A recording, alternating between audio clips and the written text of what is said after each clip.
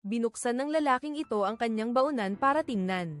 Hindi niya inaasahan na may isang pirasong hita ng manok sa loob.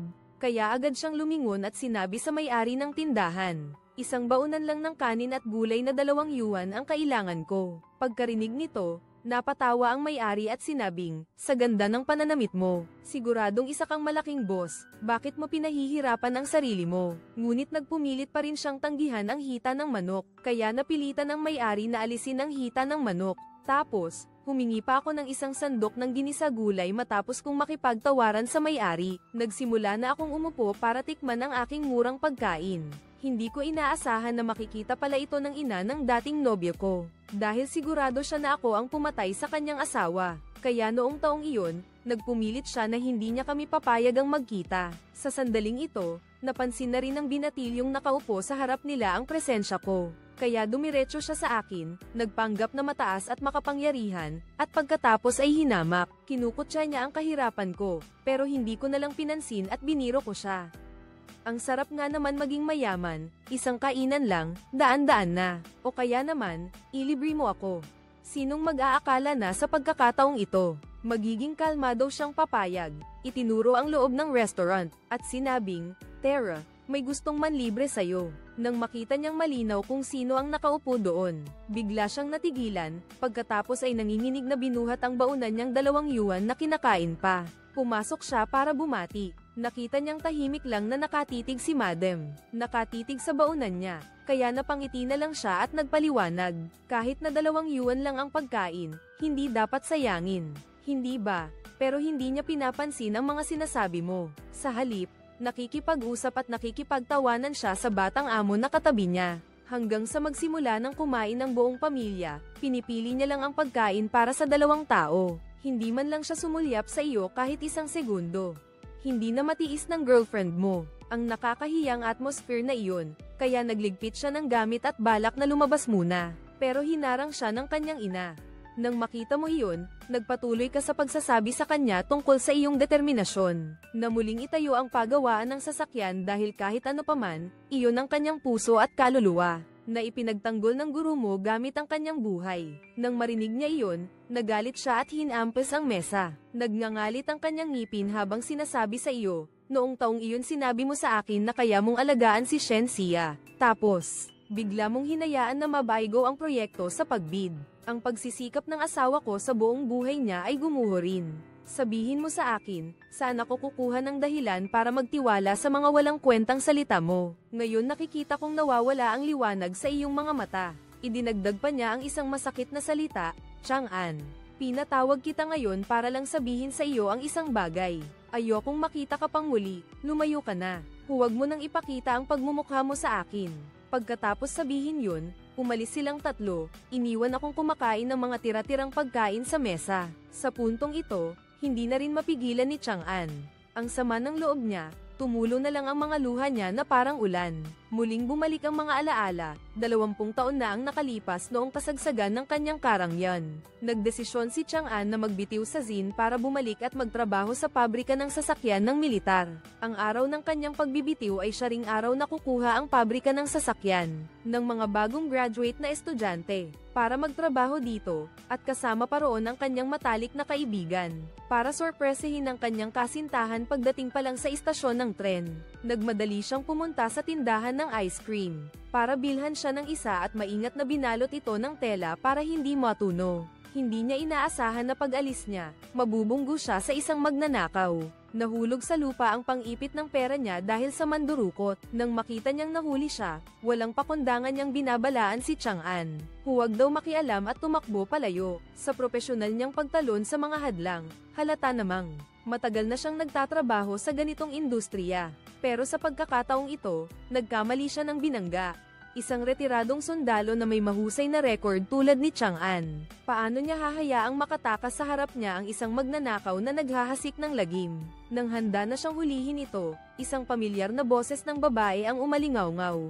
Nagulat siya, at sa mismong sandaling iyon, sumugod ang magnanakaw papunta doon. Kaya sumigaw si Chang'an, "Shen Xia, magnanakaw." Nang marinig iyon, agad na iniharang ng babae ang kanyang paa. Dahil dito, sumubsob ang magnanakaw. Nang makita niyang naiintindihan siya nito, tuwang-tuwa siya. Talagang ibang klase ang future ng ating department.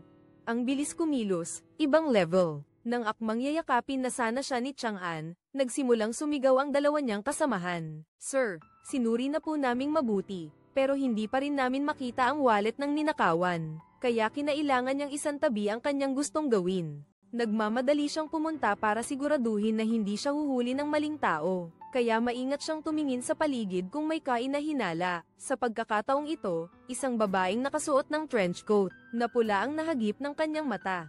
Kanina, habang hinahabol niya ang kriminal, nakita niyang hinihila-hila siya nito at may ginagawa na ayaw siyang tantanan. Kaya siya ang naging pinakamalaking sospek. Pagkatapos mahuli ang magnanakaw, lumapit ang tatlong lalaki sa kanya, para hingin ng pera. Nasaan ang pataka? Ibigay mo na. Dahil sa pangungulit sa kanya, tinawag niya ang pansin ng isang tao. Isang pulis na malapit ang lumapit para tulungan siyang ipaliwanag ang sitwasyon. Pinagbibintangan ako nitong mga lalaking ito na kinuha ko raw ang pataka ng iba. Kaya kung patunayan sa gawa na wala akong kasalanan, kung may pataka ng iba sa loob ng bag ko, talagang ang mayroon, sasama ako sa inyo sa istasyon.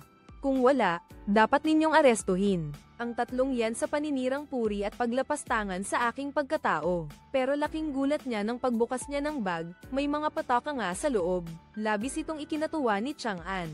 Sabi ko na nga ba sayo, di ba tama ako? Pero pagkatapos suriin ang kanyang mga papeles, napangiti na lang ang mga pulis. Paumanhin po, siya po si Weiwei, ang taong pinapunta ng gobyerno dito para magtrabaho sa mga susunod na araw. Matapos mapatunayang wala siyang kasalanan, mayabang niyang binitbit ang kanyang bagahe at umalis. Bago umalis, hindi niya nakalimutang magsalita sa ibang wika. Pinagsabihan ko pa silang tatlo na mga tanga, pero di pa ako nakakalayo ng 3 o 4 na hakbang, tinawag na nila ako pabalik para ipakita sa akin ang sulat na hawak nila. Doon niya nalaman na ang mga piyasong ito ay inatasan. Nasunduin siya dito pagkatapos isaayos ang kanyang mga gamit sa sasakyan. Sabay-sabay silang naglakad papunta sa pagawaan, ngunit hindi nila inaasahan na may bagong hindi pagkakasundo na muling lumitaw. Dahil sa lubak-lubak na daan, nagsimulang mainis at magreklamo ang isang estudyante. Ang kalidad ng mga sasakyang gawa sa pagawaan ay napakahina, kaya't maraming sundalo ang namamatay sa larangan ng digmaan. Maraming sundalo ang namatay para lang marinig ang sinasabi niya. Pagkarinig nito, agad na lumapit si Chang'an para bigyan siya ng leksyon. Nagmadali ang lahat para awatin sila, pero sa mismong oras na yun, dumaan ang sasakyan sa lubak, kaya't nagkandahulog ang lahat sa lupa. Isang estudyante ang nasaktan kaya sinabi niya kay Chang'an, "Itigil mo na yang ugali mong basta-basta na lang nanununtok. Huwag mong hayaang husgahan ka ng ibang tao dahil dito." Nainsulto si Chang'an kaya nagkagulo at nagsuntukan ng dalawang panig. Kahit na alam ng driver na magulo sa likod, hindi pa rin niya pinahinto ang sasakyan. Dahil ayaw niyang magbigay ng masamang impresyon sa kanya, sinadya niyang kumanta ng malakas, para takpan ng ingay sa likod ng sasakyan. Hanggang sa makarating sa pabrika, hindi rin bumuti ang sitwasyon sa sasakyan. Nang marinig ang tunog ng mga kampana at tambol na nagdiriwang, sakalang naghiwalay ang mga kabataan. Dahil pinahahalagahan ng grupo ng mga estudyante na galing sa gobyerno. Nang malaman niyang nakipag-away si Chang'an sa kanila, agad niya itong pinilit na humingi ng tawad. Pero hindi pumayag si Chang'an na umamin dahil sila ang unang uminsulto sa kanya, na hindi naman siguro dahil ginugulo mo ang tahimik nila. Sa mismong oras na ito, isang asno ang nabigla sa ingay ng mga trumpeta at tambol. Tumakbo ito palabas, at nang makita ito, agad na sumakay sa sasakyan ang magkakapatid na Chang'an para habulin ito. Ngunit pagkaupo pa lang niya sa sasakyan, nanginig na siya dahil sa mga nakakatakot na alaala noon. Kahit anong pilit niya, wala pa rin siyang nagawa, kaya naman, napilitan siyang ipaubaya ang upuan ng driver sa iba. Hindi nagtagal, naabutan din ng sasakyan ang asno. Inilabas ni Chang'an ang kanyang ulo sa bintana at itinapon ang kanyang damit ng tumpak, para harangan ang paningin niya at pagkatapos ay kunin ang mga bahagi na ninakaw ko sa pagawaan para ibigay sa mga dating kasamahan, na nakikipaglaban sa larangan ng digmaan sa panig na ito pagkatapos ayusin ang mga silid. Agad na pinapunta ang mga estudyante para bisitahin ang pasilidad ng produksyon ng pabrika. Nakita ang mga manggagawa na abala sa pag-assemble. Ngunit hindi matapos ang mga pinakapangunahing kagamitan sa kanilang mga puso ay hindi maiwasang magtaka sa buong bansa. Siguro walang lugar na kasing atresado nito. Sa sandaling ito, bumalik si Chang'an at nakita ang mga batang ito na nagbubulungan at nag-uusap. Sinimulan niyang magbigay sa kanila ng leksyon. Sa anong kapasidad ninyo kami hinuhusgahan? Bagamat ang teknolohiya ay hindi pa gaanong sopistikado, isa rin itong produkto na pumasa sa mahigpit na pagsusuri ng Estado, kasama ang mga sundalo sa hangganan. Kung gusto mong protektahan ang seguridad ng ating bansa, subukan mong pumunta sa harap ng pintuan ng Tiananmen. Tingnan mo, punong-puno ng sasakyan namin doon. Huwag mong isipin na dahil natuto ka ng kaunting pagsulat, pwede ka nang magturo kung kani-kanino. Nang makita iyon, bumaling ang estudyanteng nagtuturo sa grupo at nagsabi, hindi namin nilalayon na maliitin ang Waki. Pero sa totoo lang, kung ikukumpara ngayon, malayo na ang Waki sa ibang kumpanya sa industriya. Kahit ang disenyo ay kinokonsulta pa sa iba. Kaya tanong ko sa'yo, ano ba ang ipinagmamalaki mo? Nang marinig iyon, susugod na sana si Chang'an para bugbugin siya. Sa pagkakataong ito, sumugod si Shen Xia para umawat. Pero hindi inaasahan ni Chang'an na sa pagkakataong ito, ipagtatanggol niya ang mga estudyante. Labis itong ikinadismaya niya. Shuchi, sasabihin ko sa'yo, totoo na nahuhuli kami. Kumpara sa modernong industriya ngayon, pero napakabilis ng aming pag-unlad, kaya't malapit na ang araw ng aming pagbangon. Ang Waki na mayroon, ngayon ay hindi dahil sa mga salita lamang, kundi dahil sa mga kamay na magaspang ng lahat. Maghintay ka lang, pagbabayaran mo yan. Pagkaalis ni Chang'an sa pabrika, dumiretso siya sa kanyang dating kasamahan. At sinabi sa kanya na nagdesisyon siyang magbitiw sa trabaho sa pabrika. Pupunta siya sa Beijing para matuto ng mas marami pang bagay. Tapos babalik siya para tulungan ang lahat na buhayin ang ekonomiya dito. Para maniwala siya na ang pag-alis niya ay hindi dahil sa komplikasyon pagkatapos ng pagsabog noong nakaraang taon. Paulit-ulit na pinaandar ni Chang'an ang kanyang sasakyan para ipakita sa kanya. Pero pagkaalis niya roon, nanginginig ang kamay niya. Nang gabing iyon, para ipaalam sa lahat ang desisyon niya, inimbita ni Chang'an ang lahat para magpakain ng masarap. At sa pagkakataong ito, nalaman na rin ng foreman, na hindi nakawala ang asno noong isang araw, kundi sinadya itong pakawalan ng anak niya at ng kaibigan nito. Kaya nagdesisyon siyang tanggalin ang dalawa para matuto sila sa kalokohan nila. Nang busog na ang lahat, sinabi rin ni Chang'an sa kanila na pupunta siya sa Hilaga. Nang matapos marinig ng lahat na tinupad ni Jing ang kanyang pangarap, nagalit sila, lalo na ang kanyang kasintahan dahil nagkasundo silang magtulungan para umunlad ang pabrika, kaya nagpaalam siya sa paaralan na magpatuloy sa pagtatrabaho dito dahil ang pagawaan ng mga kagamitan ay itinuturing na rin na pinaghirapan ng kanyang mga magulang. May bahagi rin siya roon, iniwan niya roon ang kanyang dugo at pawis. Kaya hindi rin niya kayang iwanan ito.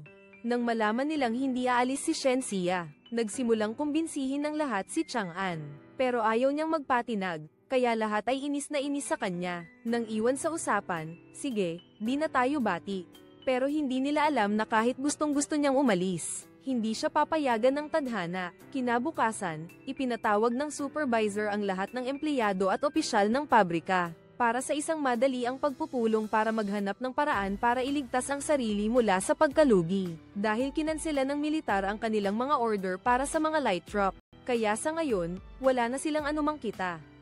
Gayunpaman, ang kapital para magpalit sa mga heavy-duty truck ay kailangan pa ring ilabas kung sa loob ng 6 na buwan ay matagumpay na mapalitan ang mga sasakyan. Mula sa magaan na kategorya patungo sa mabigat, maliligtas sila. Kung hindi, kailangan na lang magsara at magbuwag. Pagkarinig niya sa sinabi mo, agad na nagsalita ang accountant tungkol sa kasalukuyang pondo nila. Ang pagpapanatili ng operasyon ng produksyon sa loob ng 6 na buwan ay tila isang imposibleng gawain kahit nabawasan ang lahat ng gastos sa produksyon. Kahit na, halos 5 buwan lang ang kaya nilang itagal para makapagpatuloy sa produksyon. Sa loob ng 6 na buwan, nakagawa na ang tagapamahala ng 4 na desisyon. Una, lahat ng opisyal at empleyado sa antas ng pamumuno ay magpapatuloy sa pagtatrabaho, hindi bayad, at ang iba ay tatanggap ng sahod na huli ng 1 buwan kaysa sa karaniwan. Ang pagkain sa kantina ay babawasan din. Ang dami ay babawasan sa 10 shu bawat pagkain, pinapanatili lamang ang orihinal na pamantayan. Para sa grupo ng mga estudyanteng nag-i-internship dito, basta't maayos ang problemang ito, malulutas ang lahat sa panahon ng mainit na pagpupulong sa pagitan ng nagaganap na pagpupulong ng pamunuan nang dumating ang anak ng tagapamahala. Nagmamadali siyang pumunta kay Chang'an para sabihin sa kanya na siya at si Taba ay tinanggal na. Pagkarinig niya nito, agad-agad na lumabas ng bahay si Chang'an. Ang pagnanakaw ay plano niya, hindi niya pwedeng hayaan na sila ang magbayad para sa kanya. Pagdating niya doon, nakita niya ang gwardya na abala. Naidikit ang anunsyo sa dingding, walang sabi-sabi. Agad niya itong inagaw at pumasok sa meeting room. Inamin niya ang lahat, kung may dapat tanggalin, siya dapat ang tanggalin. Kahit na matigas ang ulo ng supervisor at ayaw bawiin ang kanyang hiling. Pero dahil gusto nilang panatilihin si Chang'an para sa trabaho ng paghahatid ng sasakyan.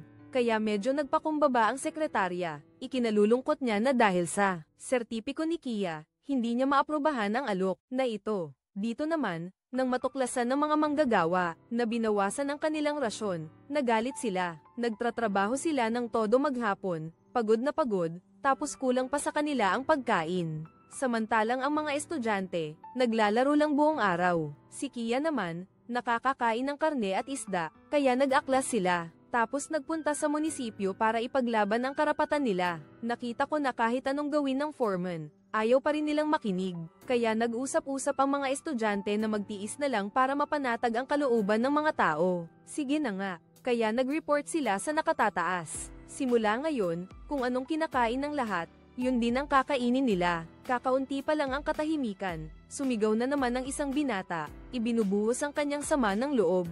Sa loob ng 2 taon, palaging nagbabago ang patakaran ng pamunuan. Pero ang buhay ng mga empleyado ay lalong naghihirap. Paano sila makatatagal sa ganitong sitwasyon? Nang marinig ito, tumayo ang ama ni Shen Xia para magpaliwanag. Nagbago na ang panahon.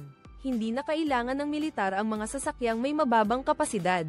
Kung hindi tayo magbabago at mag-iiba, hindi lamang ang mga lumang sasakyan, kundi pati na rin ang pagawaan na ito ay mawawala. Sumagot naman ang kalihim, alam ko na narito rin kayo ngayon dahil sa isa pang dahilan.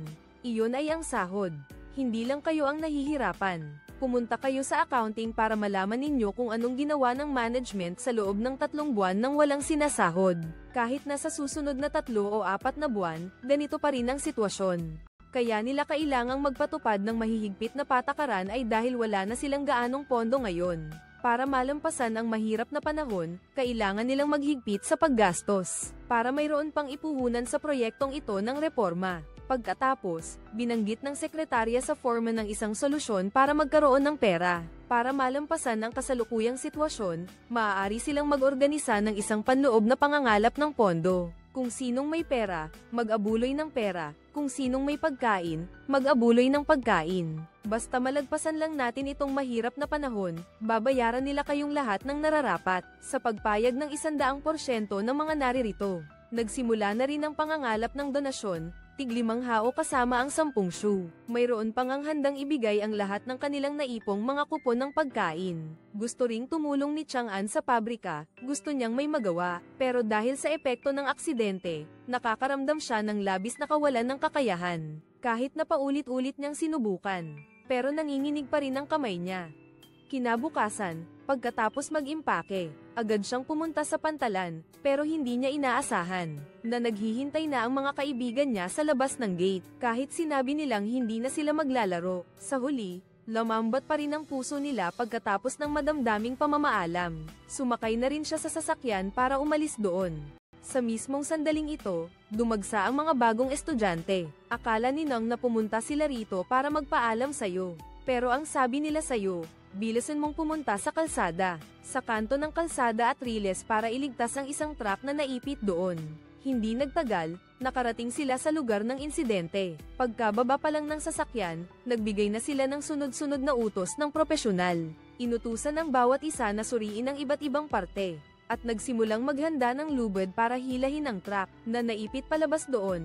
Pero dahil sa bigat ng kargamento ng truck, kaya kahit anong gawin, hindi talaga gagalaw ang sasakyan dahil sa sobrang bigat. Naputol pa ang cable, at sa mismong oras na yun, nagmamadaling dumating ang bantay riles para ipaalam sa kanila ang masamang balita. Sa loob ng 3 minuto, may dadaan na tren na may kargang gatong. Kaya nagulat din siya. Lumabas na rin ang resulta ng inspeksyon. Kahit na sinuri na nila ang lahat ng parte ng sasakyan, wala silang nakitang problema. Habang nagkakagulo ang lahat at hindi alam kung paano sosolusyonan, nagpa siya si Chang'an na lumantad habang nagaganap ang kompetisyon. Pinipigilan siya ng lahat dahil naniniwala silang ang isang taong walang alam sa sasakyan, na tulad niya ay walang magagawang mahusay. Pero sa pagkakataong ito, sumigaw si Shen Xia ng, naniniwala ako sa kanya, na nagpatigil sa lahat. Pagkatapos ay lumapit at ibinalik sa kanya ang kanyang pares ng guwantes. Ang mga babala ay nagsimula ng umalingaw-ngaw ng sunod-sunod. Habang isinusuksok ni Chang'an ang kanyang ulo sa ilalim ng sasakyan, nagreklamo siya sa mga estudyante. 3 buwan pa lang nabili ang sasakyang ito, pero kailangan ng suriin ang sistema ng kuryente. Anong silbi ng pagbomba ng carbon sa langis? Sayang lang.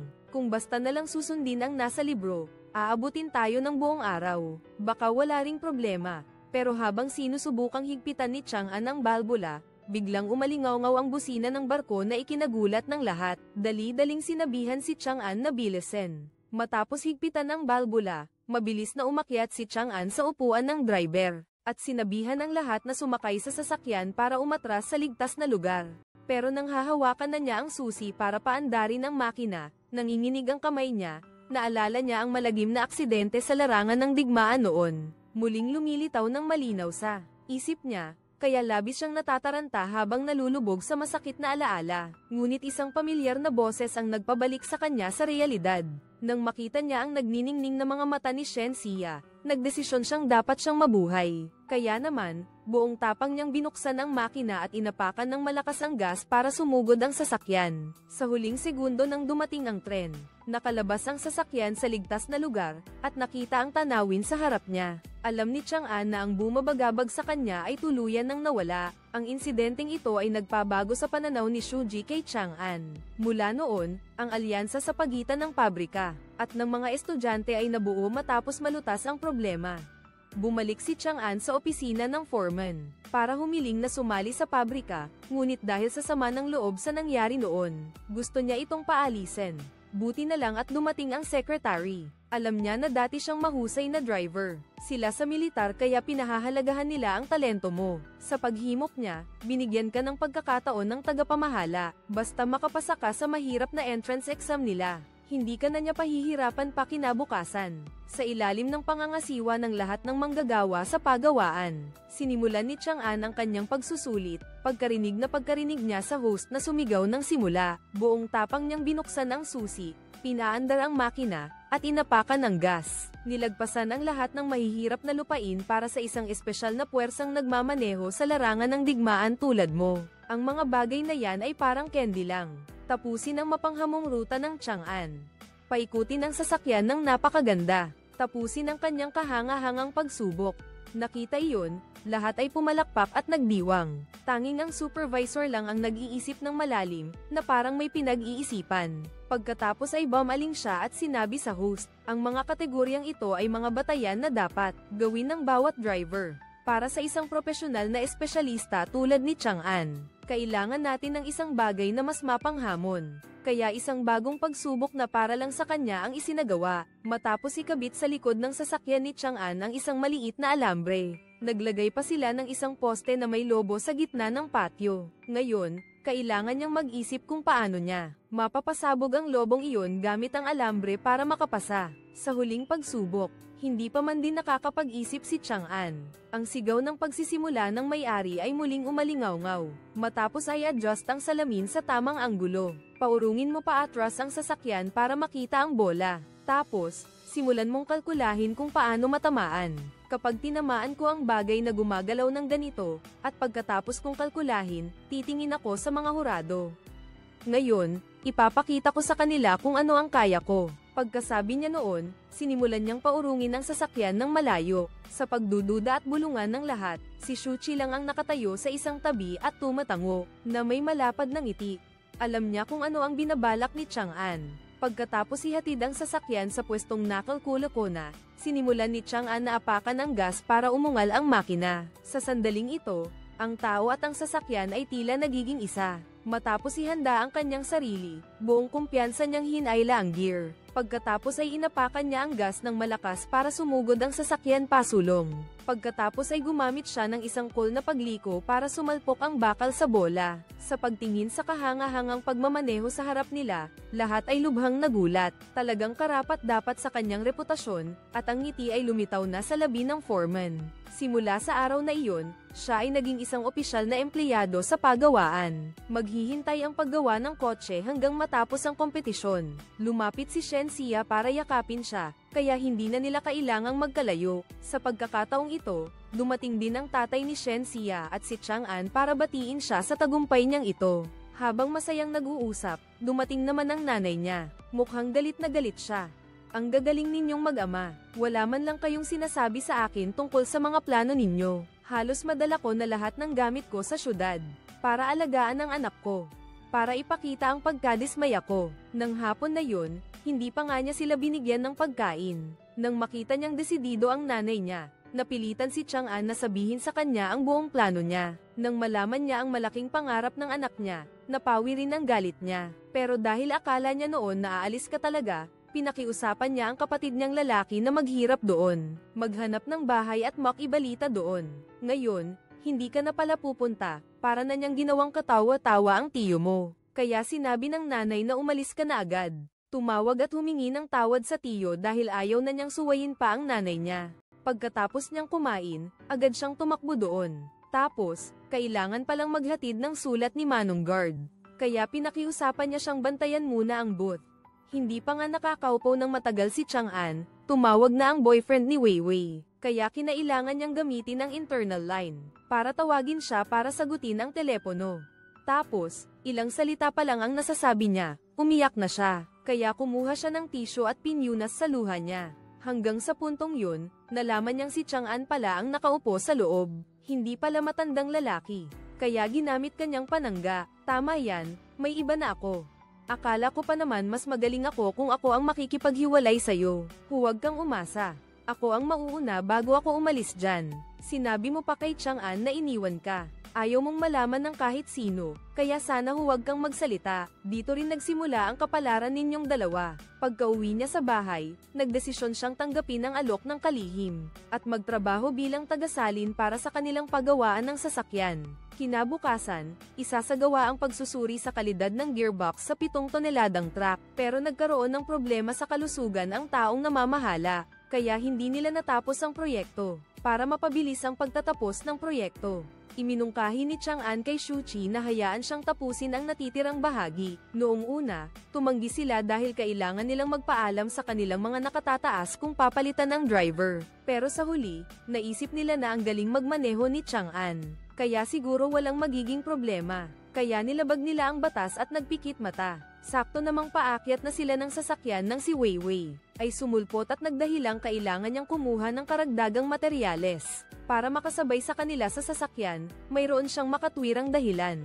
Kaya naman, ipinaubaya ni Shensia ang upuan niya sa tabi ni Chang'an kay Weiwei. Hindi niya akalain na pagkasakay pa lang, basta na lang nitong hinawakan ang kamay ni Chang'an. At nagpanggap pang pala kaibigan at nagpakuha ng litrato kasama siya. Kaya naman, nagseselo si Shensia. Alam niyang galit ang girlfriend niya, pero hindi niya ito follow sa ngayon. Dahil ngayon, ang dapat nilang unahin ay ang pagsubok sa sasakyan, dahil ang pagsubok sa sasakyan ay napakagandang umuusad kaya, paminsan-minsan, nagkukwentuhan sila ng ilang bagay. Hindi nila inaasahan na nang balak ni Chang'an na lumingon para kausapin si Shensia, ay muntik nang bumangga ang sasakyan sa mga harang sa harap, na ikinagalit ni Shuchi at pinagalitan siya. Bago ipagpatuloy ang mga susunod na gawain, kinuha ni Chang'an ang kanyang inuming tubig sa tabi ng upuan at uminom. Hindi ko akalain na kakaiba ang lasa nito, nang amuyin ko, alak pala, dahil alam niyang bihira ang pagkakataong ito para makakuha ng puntos sa mga lider. Kaya nagkunwari siyang walang nangyari, at nagpatuloy siya sa pagmamaneho, nang biglang napansin ni Chang'an, na ang manibela sa kamay niya ay nanginginig ng malakas. Bago pa man siya makapag-isip, ang sasakyan ay sumugod na parang baliw pasulong, at bumangga sa mga poste sa gilid ng daan, at malakas na tumama, na nagdulot ng pagkahilo sa kanyang ulo. Pero pinipilit pa rin niyang pigilan ang sakit niya at sumilip sa ilalim ng sasakyan para tingnan kung saan ba nanggaling ang sira. Nakita niyang malubha ang sira sa harap ng sasakyan. Hinawakan ni Shuchi ang kwelyo niya para pag-alitan. Hindi niya akalain na maamoy niya ang alak kay Chang'an kaya hindi na siya nag-isip. Diretso niya itong sinuntok. Kaya mo bang sisihin ang sasakyan? Pero hindi na siya pinatulan ni Chang'an. Agad siyang sumilip sa ilalim ng sasakyan para tingnan ang sitwasyon. Pero kahit anong hanap niya, hindi pa rin niya makita ang problema. Maya-maya pa, Dinala na rin sa loob ng health center yung 3 sugatan, para gamutin ang mga sugat nila, sinamantala naman ng mga estudyanteng galit kay Chang'an. Ang pagkakataong ito para payuhan si Shuqi, na huwag nang makipag-usap pa raw kay Chang'an. Bukod sa walang pinag-aralan, wala pa raw galang. Nang marinig niyang lalong sama-sama ang pananalita nila, agad na tumayo si Weiwei para ipagtanggol siya. Pinagalitan niya ang mga tsismoso-tsismosa. Nang marinig ni Weiwei ang pangalan niya, Shuqi, kakasimula pa lang nilang buksan ang bibig tungkol sa kotseng dinala nila para subukan. Hindi pa nakukumpirma kung may pagkakamali ba o wala, kaya hindi rin pwedeng isisi ni Tainan Kia ang lahat ng pagkakamali kay Chang'an. Pero dapat lang na mapalo ka, Kia, dahil may alak ka sa katawan. At ang magmaneho ng lasing ang pinakamapanganib na pagkakamali. Nang marinig ang salitang alak, nalaman ng matalik na kaibigan ni Chang'an na napahamak niya ang kanyang matalik na kaibigan. Yang lalagyan ng alak na yan, ikaw ang nagbitay dyan para pag-uwi, mayroon ng inuman ang tatay, yan ang paliwanag mo, ha? Labis na nagulat si Shuqi. Akala niya mali ang pagkakaintindi niya sa problema. Pero huli na ang lahat dahil naiulat na ni Shen Xia sa mga nakatataas ang aksidente. Kahit na sinubukan niyang ipaliwanag na walang kinalaman si Chang'an sa aksidente, dahil sa pag-inom, kundi dahil may problema sa sistema ng makina. Pero syempre, hindi ito pinaniwalaan ng supervisor. Kaya nagdesisyon siyang tanggalin sa trabaho si Chang'an. Simula ngayon, huwag ka nang humawak ng mga 7 toneladang sasakyan. Mayroon pang isinasagawang pagsusuri sa pagawaan dahil alam niya ang kahalagahan ng proyektong ito. Kaya't nagmadaling hanapin ni Chang'an si Shuqi para hikayatin itong tulungan siya sa pagsusuri. Muling suriin ang makina, sigurado siyang may problema. Kaya nawalan ng kontrol ang sasakyan. Ngunit matigas pa ring tumanggi si Shuqi sa alok. Habang pinapanood niyang umalis si Shuqi, naguguluhan si Chang'an. Sa mismong sandaling iyon, dumating ang kanyang mga kaibigan. Kung hindi ka papayagan ng foreman na galawin ang 7 toneladang sasakyan, sinabi ko na sa kanila na huwag gumamit ng 5 toneladang truck, total, may kaunting pagkakaiba lang naman. Kaya pwede nilang gamitin ito para mag-eksperimento at hulaan kung saan ang problema. Mukhang medyo makatwiran ang paraang ito, kaya pumayag agad si Chang'an. Pero ang sabi niya, ikaw ang magmamaneho, dahil ikaw lang ang nakakaalam kung paano ka nagmaneho noon, at kung ano ang ginawa mo.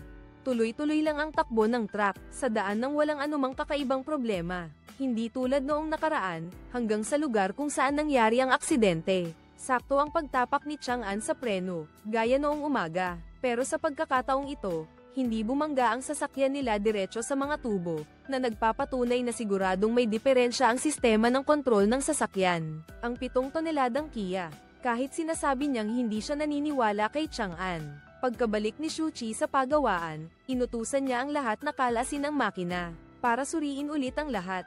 Dahil nagiging magulo ang sitwasyon, tinawag ng foreman ang sekretarya para pag-alitan siya. Kung sana noon ay hindi ka nagpumilit na sundin siya at pinanatili mo ang Chang'an, hindi sana nangyari ang lahat ng ito. Sa mismong oras na ito, biglang pumasok si Chang'an, at sinabi sa foreman na ang aksidente kahapon ay dahil sa sistema.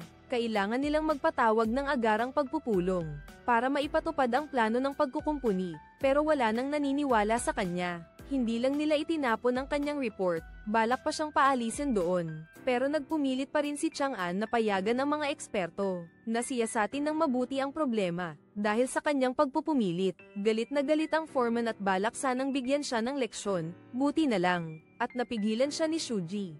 Lumalabas na tama ang mga hinala ni Chang'an, matapos nilang suriin ulit. Natuklasan nila na hindi magkasya ng maayos ang mga bolt sa sasakyan, kaya naman nagkaroon ng problema sa suspension system. Kahapon ay maliit na bahagi lamang ng problema. Ang hindi pagkakabagay ng mga bolt ay malamang na magdulot pa ng pagkasira sa sistema ng makina at chassis ng sasakyan.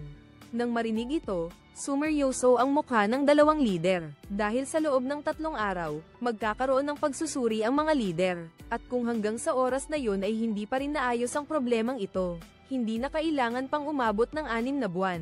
Ang kanilang pagawaan ay bubuwagin na para maayos agad ang problemang ito. Nagdesisyon ng 2 na bumuo ng isang grupo ng tagapag-ayos, kasama sina Chang'an at Shuqi, pagkatapos magsagawa ng inspeksyon. Sa pagsusukat at pagkalkula, ibinigay nila ang sukat ng tamang tornilyo para sa bawat parte at muling ginawa ang mga ito. Pero sa ikli ng panahon, Halos imposible ang mano-manong paggawa, kaya iminungkahi ni Shuchi na mag-import pa ng mga automatikong makina sa pagputol ng jean, mula sa Germany.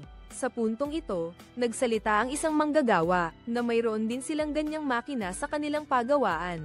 Sa simula, gumagana ito ng maayos, ngunit pagkaraan lamang ng ilang buwan, nagkaroon na ng problema, kaya itinapon nila ito sa bodega. Nang marinig ito, sinabi ni Shuchi sa lahat na dalhin siya doon. Dati rin siyang nagkaroon ng pagsasanay sa espesyalisasyon. Nagdidisenyo at gumagawa ng mga lathe at cutting machine. Kaya susubukan kong ayusin ito para makita kung ano ang mangyayari. Ngunit sa pagkakataong ito, ang mga veteranong manggagawa sa pagawaan ay hindi nasisiyahan. Paano may tatapat ang gawa ng makina sa gawa ng kamay? Ilang taon pa lang nag-aral, minamaliit na nila ang kakayahan nila. Para hindi makasakit ng damdamin, nagbigay si Chang'an ng solusyon. Gagawin natin pareho. Habang si Shuchi at ang grupo ng mga estudyante ay nag-aayos ng mga makina, ang mga manggagawa naman ay gagawa ng mga bolt. Hindi ba't mas mabilis ng ilang beses yan kaysa mano-mano? Sa pagkakataong ito, hindi na tumutol ang foreman sa opinyon ni Chang'an. Kinabukasan, tinipon ng tatay ni Chang'an ang lahat para matutong gumawa ng bolt. Ang pinakatumpak mula sa mga veterano, pero ang nakakagulat ay kahit na napaka-propesyonal at tumpak ang operasyon, wala ni isang bolt ang umabot sa pamantayan na dati nilang itinakda. Dapat malaman na lahat ng mga dalubhasa dito ay mga taong may pangalan sa industriya, pati ba naman ang gawa nila ay hindi umabot sa pamantayan. Kahit baliktarin ng buong mundo, wala tayong mahahanap na makakagawa niyan. Sa puntong ito, biglang naalala ni Chang'an ang dating guro ng kanyang ama. Sobrang galing niya na minsan nagdududa sila, kung siya ba ang pinagmulan ng props yung ito. Pero dahil sa alitan sa mga dating estudyante, pati na rin sa pagkadismaya sa hindi makatarungang patakaran ng pagawaan. Ilang taon na ang nakalipas nang magretiro siya ng maaga at nagtago. Mula noon, hindi na siya nakipag-ugnayan sa kahit sino. Para malutas ito, determinado si Chang'an. Kailangan niya siyang hanapin, pero hindi niya alam na napakahirap nito. Nang marinig niya ang salitang waki, sinabi niya sa kanyang asawa na isara agad ang gate. Hindi niya kailangan makipag-usap sa mga walang utang na loob. Umalis siya sa bulok na lugar na iyon nang hindi sumusuko. Sinimulan ni Chang'an na gumamit ng emosyon. Sumigaw siya sa labas, "Lolo, ako po ito, si Chang'an. Ang tatay ko po dati ay estudyante ninyo. Noong bata pa ako, kinakarga mo pa ako, naalala mo ba, Lolo?" Pero hindi ka rin naman niya pinapansin. Bawi tayo sa susunod. Kinabukasan, pumunta ulit ako at umupo sa harap ng bahay mo. Inalala ko ang nakaraan, naalala mo pa ba ang mga kasamahan mong naghirap, at nagsimula ng negosyo kasama mo? Nasa pagawaan silang lahat. Ikaw na lang ang kulang. Pagkatapos, sinimulan kong ilabas ang mga bolteng na hindi pasado para bulahin ka. Lolo, ang mga tornilyong ito ay gawa ng mga guro, pero wala ring pasado. Kaya kung ayaw ngang magpakita ni Master, hayaan na lang natin ang waki na bumagsak dahil sa mga bolt na yan. Hindi ko akalaing matigas din pala ang ulo ng master ng tatay mo. Kahit na ang ikabubuhay ng daan-daang manggagawa ay nasa kamay niya, wala siyang pakialam. Kinabukasan, maagang bumalik si Chang'an doon. Pero ang nakakagulat, ang mga bolt na iniwan niya sa labas ng pinto kahapon, ay ginawa ulit ng matanda ayon sa mga pamantayan, na paulit-ulit niyang sinabi kahapon. Nang makita yun, alam ni Chang'an na pumayag na ang matanda, kaya't sumilip siya sa loob na tuwang-tuwa, habang ang matanda ay patuloy pa ring nagbubulong-bulungan. Bakit ba ang tigas ng ulo ng batang to? Nakakainis. Gusto mong magpakita ako? Sige. Pero sabihin mo sa tatay mo at sa babong foreman na yon, na pumili sila dito at humingi ng tawad sa akin. Nang marinig iyon, agad na sumagot si Chang'an, parang napakadali. Huwag po kayong mag-alala, siguradong magagampanan ko ng maayos ang ipinag-uutos. Kaya nang hapon ding iyon, naghintay silang dalawa sa harap ng bahay niya sa gitna ng ulan, para humingi ng tawad sa kanilang master, pero hindi nila alam na nasa pagawaan na siya. Pagdating niya, nakita niya agad ang isang manggagawa na nakaupo sa pintuan at natutulog. Kaya naman, tinapak niya ito sa balikat at pinagsabihan. Hindi pa nga ito nagigising ng tuluyan. Nagpatuloy na siya sa loob. Nang pigilan siya ng taong iyon, sumugod si Chang'an na parang isang bala dahil nahulaan niyang babalewalain niya ang dalawang iyon para makarating dito. Kaya naman, nagbantay siya dito buong araw. Narinig niya ang boses niya mula sa malayo. Ang mga dating kaibigan at kasamahan ay nagsimulang lumabas para batiin siya. Pagkatapos magkumustahan, agad silang nagsimula sa kanilang pangunahing gawain. Pero dahil matanda na siya, nanginginig ng todo ang kamay niya. Nang makita ito, nagduda ang mga batang estudyante sa kakayahan niya. Nang marinig ni Chang'an ang sinasabi nila, nagalit siya at gustong suntukin silang lahat. Pero pinigilan siya ng matanda. Huwag daw magpadalos-dalos kung gusto mong gumawa ng malaking bagay. Huwag mong hayaang makaapekto sa kalooban mo. Ang mga sinasabi ng iba. Pero pagkasabi niya nito, nahulog ang pait sa kamay niya. Sa pagkakataong ito, hindi lang ang mga estudyante, kundi lahat. Lahat sila'y nadismaya, pero hindi man lang natinag ang matanda sa mga bulong-bulungan sa paligid. Sa halip, sinimulan niyang kontrolin ang kanyang paghinga. Nang buksan niya ang kanyang mga kamao, hindi na nanginginig ang kanyang mga kamay. Matapos tanggapin ang talam mula kay Chang'an, hindi niya agad ikinabit sa makina. Sa halip, kinayod muna niya ito, dahil ang pagitan ng mga linya sa katawan ng bolt ay lubos na nakadepende sa talas ng talem. Nang may handa na ang lahat ng kagamitan, kakasimula pa lang siya ng kanyang pagtatanghal. Ang gawaing ito niya ay walang pinagkaiba sa iba. Matapos bumaba ang bilis ng pag-ikot ng axis, hinawakan niya ang manual na file. Muling kininis ang paligid ng katawan ng tornilyo. Pagkatapos ay kinuha ito at tiningnan muli. Nang matiyak na perpekto na ang lahat, ibinigay niya ito sa foreman para sukatin. Narinig ang nanginginig na resulta mula sa lalamunan ng foreman. Alam ni Chang'an na nagtagumpay sila, kaya sumigaw siya ng malakas para magdiwang ang lahat. Ang tagumpay sa paggawa ng isang tornilyo na nakakatugon sa lahat ng pamantayan na kanilang itinakda. Hindi lang ito magpapatunay sa kakayahan ng mga tauhan at manggagawa sa pabrika ng mga kagamitang pangmilitar, kundi maipapakita rin sa mundo na kahit mano-mano, kaya nilang makasabay sa pag-unlad ng mundo. Sa pagkakataong ito, tapos na rin ang pagkukumpuni sa automatikong makina at gumagana na ito. Dahil dito, mas naging tuloy-tuloy ang trabaho sa pabrika. Pagkalipas ng mahigit isang buwan, ang unang bersyon ng malaking truck ay nagawa na at handa ng dalhin para sa pagsubok. Ang lugar na pinili nila ngayon ay isang malawak na disyerto. Pagkatapos nilang dalhin ang sasakyan doon, nagsimula silang maghintay. Hanggang sa umabot sa 40 degrees ang temperatura sa loob ng sasakyan. Saka palang magsisimula ang eksperimento na ito, na may tatlong bahagi. Iyon ay ang kakayahang labanan ng init, kakayahang harangin ng alikabok, at malampasan ang mahihirap na lupain. Pagkatapos marinig ang panunumpa ng pinuno ng grupo, agad na binago ni Chang'an ang gear, at diniinan ng gas para sundan ang sasakyan ng pinuno. Kahit na napakahirap ng kasalukuyang kapaligiran, sinisikap pa rin nilang lahat na malampasan ito. Nang matapos lang ang unang bahagi, pumutok naman ang gulong ng lumang modelong sasakyan na minamaneho ni Chang'an. Samantalang ang 7 toneladang sasakyan ng Kia ay walang anumang problema. Ibig sabihin nito, ang kalidad ng gulong ng sasakyang ito ay mas napabuti kaysa dati. Matapos palitan ng gulong, sinimulan nila ang ikalawang pagsubok. Para masuri ang pagiging siksik ng mga dugtungan, iniutos ng pinuno kay Chang'an na ay parada ang sasakyan sa harap ng lugar na pinuputulan.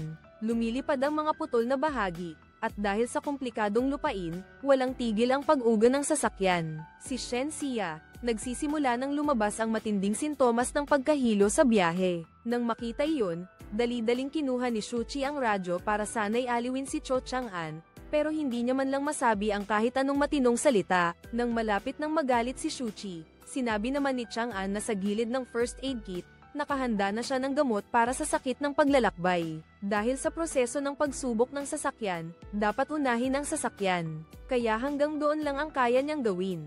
At ang itigil ang sasakyan para makapagpahinga siya ay hindi maaari. Ang huling pagsubok na kailangan nilang lampasan ngayon, ay ang hamon na malampasan ang lusak pagkatapos maniobra ang sasakyan papunta sa hukay. Sinimulan ng pinuno ng grupo na apakan ang gas para paakyatin ang sasakyan. Ngunit hindi inaasahan, sa kalagitnaan pa lang ay natigil na.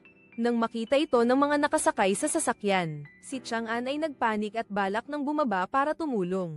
Ngunit sinabi ni Chang'an sa kanila na manatili lang at naniniwala siyang hindi siya kayang talunin ng problemang ito. Ang kanilang 7 toneladang sasakyan ay hindi naman lumihis sa kanyang inaasahan. Sa isang propesyonal na pagmaniobra, naitawid ng pinuno ng grupo ang sasakyan palabas ng hukay. Mahusay na natapos ni Kat ang lahat ng mga pagsubok na itinakda. Masayang bumalik ang pinuno ng grupo matapos malagpasan ang 3 mahigpit na pagsubok na ito. Nangangahulugan ito na mabilis na babalik ang supply ng ekonomiya. Ilalayo nito ang kanilang pagawaan mula sa bingit ng pagkalipol. Nang bumalik sila ng may pagdiriwang, napansin ni Chang'an na nawawala ang kanilang tagapamahala. Para bang naamoy niya na may nangyari, hinarang niya ang pinuno ng grupo at nagtanong. Doon niya lang nalaman na dahil hindi nakabayad ng utang sa bangko, inaresto na pala siya.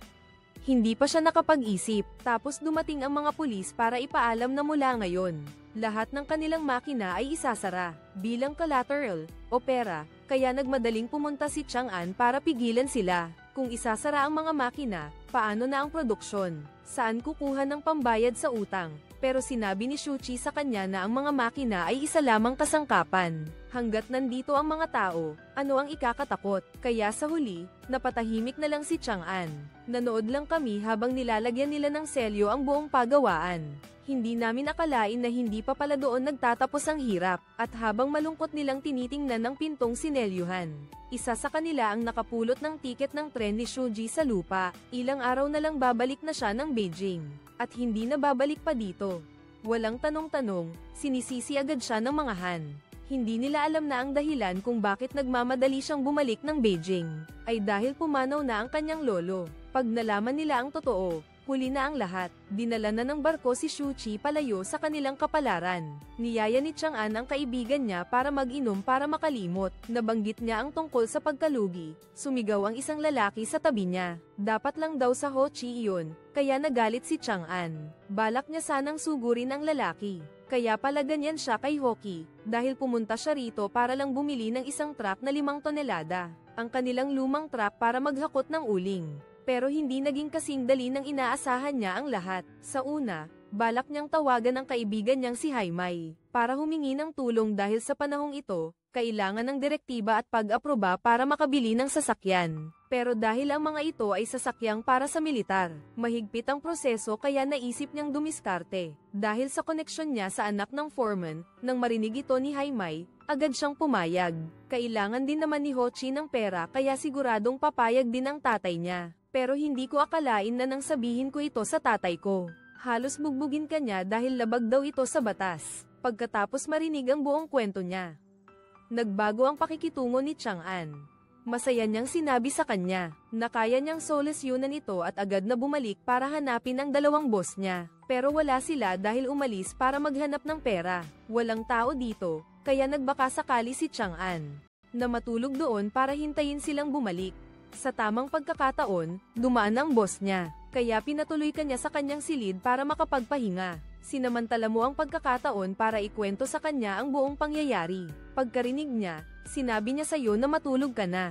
Pagdating ng lahat, saka natin pagdedesisyonan yan. Pero hindi mo alam na dahil sa pagtulog mo, kailangan siyang magbayad. Magbabayad siya ng kanyang buhay pagkatapos mong matulog. Hindi niya maalis sa isip ang tungkol sa negosyo ng pagawaan. Tama nga ang sinabi mo, malaki ang puhunan nila sa proyektong ito. Kung tatanggapin na lang natin ang tadhana at ititigil ang lahat, sayang naman.